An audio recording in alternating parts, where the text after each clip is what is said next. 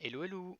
Alors aujourd'hui, petite vidéo euh, avancement parce que nous sommes le 17. Ça fait donc un mois que j'ai commencé à prendre les hormones. Du coup, je passe désormais à 3 doses. 3 doses de quoi? 3 doses d'œstrogel. Donc c'est hop, comme ça, petite bouteille avec du gel dedans que je dois étaler sur mon bras. 2 doses le matin vers 10 h, c'est moi qui ai décidé comme ça avec le bloqueur, c'est une petite pilule. Et une dose le soir après le manger vers 19 h. Comme ça, j'ai de quoi me rappeler. Vous verrez que c'est pas le même setup parce que là, je préfère faire sur mon PC. Comme ça, je suis à l'aise. Je tiens pas, c'est pas à l'horizontale parce qu'on m'avait dit en plus que c'était vertical, pardon. On avait dit que c'était un peu ennuyant. Du coup, voilà, j'écoute. Sinon, aux nouvelles. Euh, Comme bah, si vous avez pu le voir, puisque beaucoup plus de gens ont pu accéder à cette vidéo, donc sûrement c'est à vous que vous pouvez le voir, c'est que j'ai fait mon coming out entre temps, parce que j'avais vraiment l'impression de mentir aux gens quand je leur parlais sur Messenger, aux gens de ma classe ou quoi, parce qu'en plus, comme j'ai que des cours en distanciel, c'était vraiment ennuyant, je me sentais pas moi-même dans le groupe et tout. Et du coup, j'ai décidé, je me suis dit de toute manière, je sors dehors avec mes ongles vernis. Bon, j'avais mes boucles d'oreilles et tout, hein, déjà. Et j'avais commencé à acheter des vêtements, donc un pull un peu bleu clair, blanc, rose. Enfin, c'est un truc, c'est pas incroyable, mais bon, c'était déjà ça. Mais du coup, par exemple, aujourd'hui, je suis parti chercher mes nouvelles lunettes, que vous pouvez voir aussi, avec une sorte de robe pull comme ça, et des bas. Et l'autre jour, enfin plusieurs fois, je suis sorti, par exemple vers à la commune ou à l'hôpital avec une robe comme ça. Attendez, je peux vous montrer en plus grand. Voilà. Et bon, cette robe commence à faire un peu froid pour la mettre, mais voilà, du coup, ouais, désolé pour les frises. Et bah voilà, je commence à mettre des trucs comme ça. Du coup, bon, je me disais que c'était un peu débile de rester enfin de se cacher alors qu'en même temps je sors dehors et tout comme si de rien n'était. Donc si je croise quelqu'un, j'aurais quand même dû. Enfin, du coup, je trouvais ça plus simple de faire le coming out et je me sens mieux aussi du coup. Je commençais à me maquiller pas tous les jours, mais comme vous pouvez voir avec l'eyeliner, bon, je suis débutante, surtout le gauche aujourd'hui, j'ai eu vraiment du mal à le faire. Et bah ouais, je commence à me maquiller pas tous les jours, seulement quand généralement je dois sortir dehors pour un rendez-vous, un truc dans le genre, ou pour certains cours. Quand il faut d'office la webcam, mais je mets pas de fond de teint comme vous pouvez voir, de fond de teint et compagnie parce que sinon après j'ai 10 fois plus d'acné alors que déjà pour l'instant c'est pas mal. Bon, normalement ça devrait s'améliorer avec le temps, mais bon, pour l'instant ça n'a pas changé encore l'acné, donc on attend. Aussi, donc, est-ce qu'il y a quelque chose qui a changé depuis que j'ai commencé les hormones et tout? Pas vraiment. Euh, Moi, j'ai l'impression d'avoir pris un tout petit peu de poitrine, mais comme j'avais déjà du poids à la base, j'avais déjà une petite, on va dire, de graisse, et du coup, est-ce que c'est vraiment ça, est-ce que non? Moi, j'ai l'impression que la forme a un peu changé et que du coup, c'est ça, mais je sais pas. On verra bien de toute manière, un peu plus tard, ça sera plus visible. Sinon, je fais aussi cette vidéo parce qu'on m'a posé deux questions qui n'avaient pas été très claires, enfin, mes réponses n'avaient pas été très claires durant les vidéos. Du coup, je vous le dis maintenant. Donc, on m'avait demandé euh, quand est-ce que d'un coup j'ai commencé à vouloir faire toutes les manœuvres, toutes les procédures pour vraiment faire la transition, alors que je disais que ça faisait vraiment des années et tout.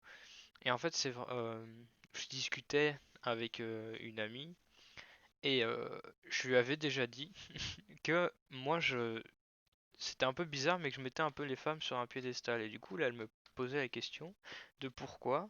Et moi, j'y ai réfléchi, je me suis dit, bah en fait, je pense que c'est parce que c'est ce que je veux vraiment être.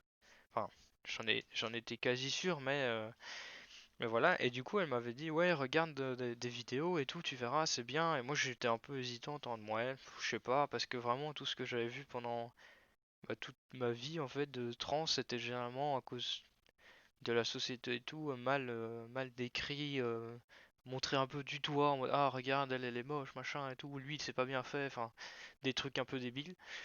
Et du coup j'ai vraiment regardé et j'ai vu qu'en fait c'était tout à fait possible, que le résultat était vraiment convaincant, etc. Qu'il n'y avait pas besoin de, euh, enfin tu ressemblais pas à un monstre ou quoi quand tu le faisais, donc euh, du coup bah ça m'a vraiment incité, j'en ai parlé autour de moi, puis à ma mère, et ma mère a directement dit ouais, on va faire. Enfin, elle m'a aidé, elle m'a soutenu, m'a beaucoup soutenu.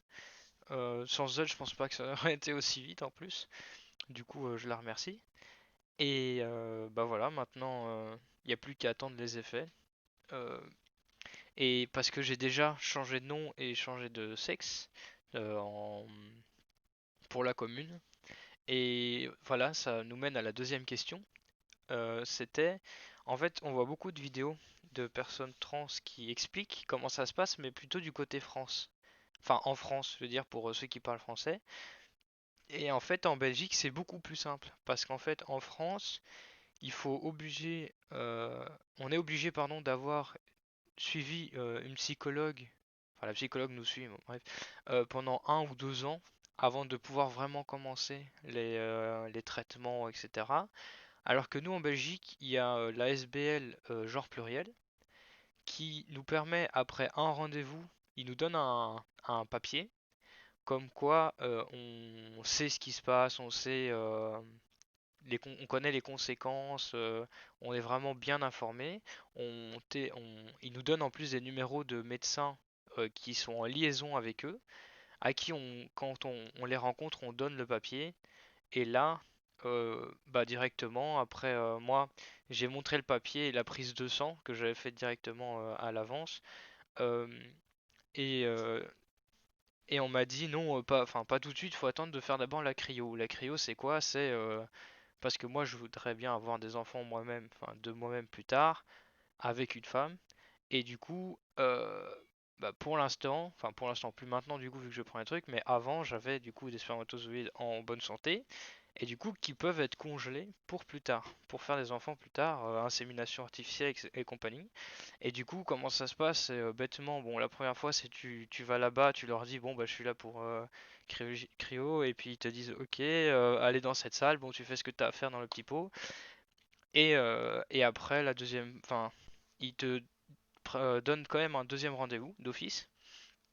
Et cette fois-ci, j'ai pu prendre chez moi le pot, enfin, bref, parce que c'est l'ambiance générale déjà, et la 4G. Et, euh, et du coup, en fait, ils vous rappellent dans la journée et ils vous disent oui, vous avez X pailles de, de prélèvement. Et par exemple, moi la première fois j'en avais 4. Et c'était pas du tout assez parce qu'en fait, ils conseillent d'en avoir 20 pour une insémination artificielle. Et du coup, j'ai dû y retourner 2 fois après parce que j'ai fait 8 et 8 et du coup, c'était bon. Et comme ça, j'en avais tout pile 20, oui, si je compte bien. Et voilà, du coup, la cryo était finie. J'ai pu reprendre rendez-vous avec mon médecin, le docteur Van Drom, à l'hôpital Saint-Pierre. Et là, il m'a prescrit directement, oui, bon, ça a pris du temps parce que j'avais fini la dernière cryo le 1er septembre. Bah, du coup, voilà, j'ai pu commencer le 17, vu que ça fait un mois maintenant. Et oui, je les cherchais tout de suite. Ça coûte vraiment pas cher, ça coûte 6,70€ pour les deux. En fait, l'estrogel, ça vient dans un paquet de 3.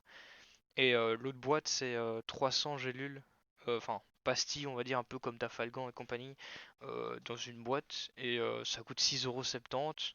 On m'a dit que, parce que j'ai demandé, est-ce que dans les pharmacies, il y a des pénuries de ce truc? Enfin, est-ce qu'ils doivent commander ou quoi? On m'a dit non, il y a juste eu en 2019 un peu une pénurie avec des trucs. Mais depuis, ils en ont recommandé et ils se sont arrangés pour que ça n'arrive plus.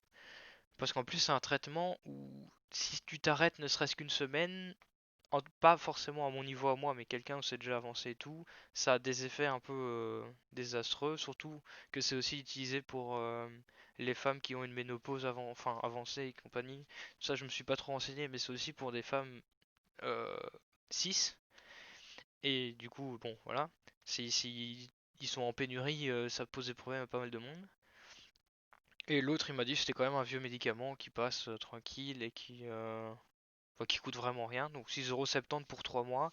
Il m'a donné quelques prescriptions parce que ça a bugué un peu dans. euh, Enfin, leur système bug et du coup, ils peuvent pas faire plus de 3 mois. Mais du coup, il m'a donné genre 5 papiers. Là, j'ai même pas encore fini la première bouteille de gel. Je pense que. Ouais, j'ai dit 300 gélules, mais c'était 90. Enfin bref.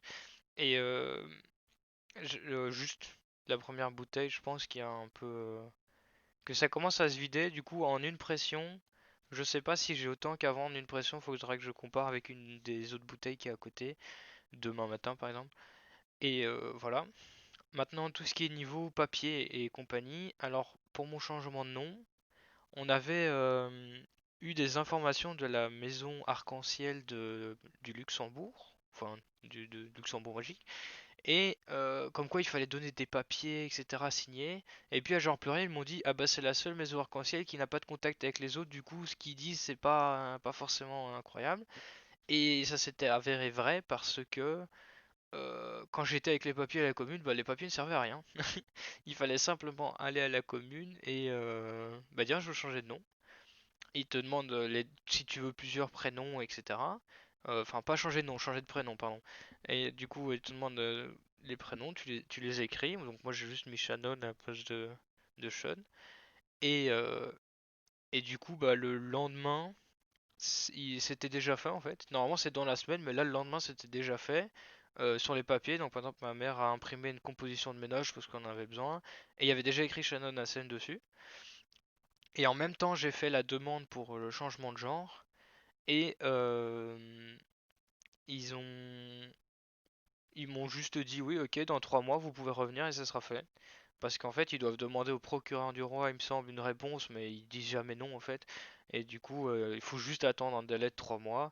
Et du coup, j'étais le 18 septembre et j'ai pu avoir, bah, mon dossier a été clôturé. Juste maintenant, du coup, quand vous changez de prénom, ils vont vous demander directement, oui, votre carte d'identité n'est plus bonne, il faut changer de, faut la changer, mais ça coûte 25 € quoi. Et du coup, bah, comme moi, dans 3 mois après, j'allais quand même changer de genre, bah, je vais pas payer 25 € pour repayer 25 € après. Et puis ensuite, tu vois, j'ai pas la tête que j'aimerais avoir, genre par exemple les cheveux et compagnie.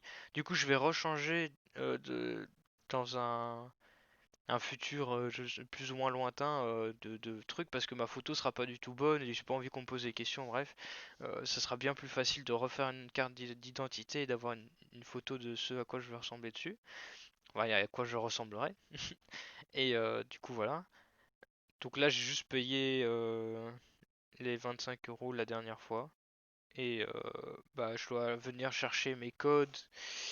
Bah, le 22, j'ai rendez-vous. Parce que j'ai appelé pour le retrait. Vraiment, normalement, c'est un délai de 3 semaines. Mais là, une semaine après, ils m'ont envoyé le papier avec mes codes. Du coup, j'ai plus qu'à aller rechercher ma carte. Et voilà, donc en soi, c'est vraiment très très simple. En tout cas, à Jette, c'est sûr. Normalement, en Belgique, ça devrait être pareil. Parce qu'il me semble que toutes les communes sont à ce niveau-là égales.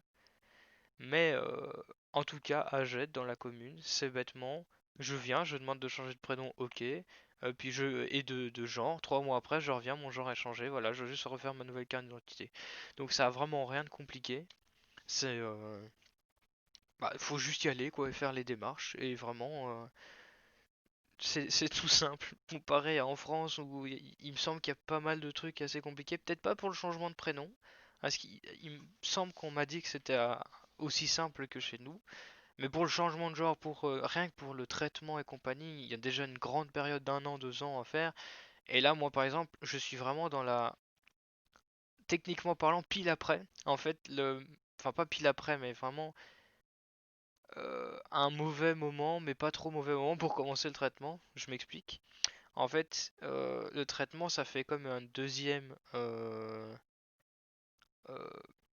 pas adolescence, mais quand on grandit, les changements dans le corps, bref, tout ça, pousse croissance, on va dire. Et en fait, ce qui est mieux, c'est de les faire, par exemple, bon, ce serait de le faire genre à 15-16 ans pendant qu'on est encore en pleine croissance pour changer le côté, on va dire, et comme ça, tous les effets définitifs d'un genre ou de l'autre, genre les os qui changent et compagnie, sont pas encore faits, et avec les hormones qui changent, bah, ça sera fait dans le genre que vous voudrez, dans votre véritable genre du coup.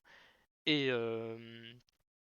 et moi en fait, vu que c'est les garçons, c'est à 21 ans techniquement qu'on termine, enfin qu'on, avec un corps de garçon, c'est à 21 ans qu'on termine la croissance.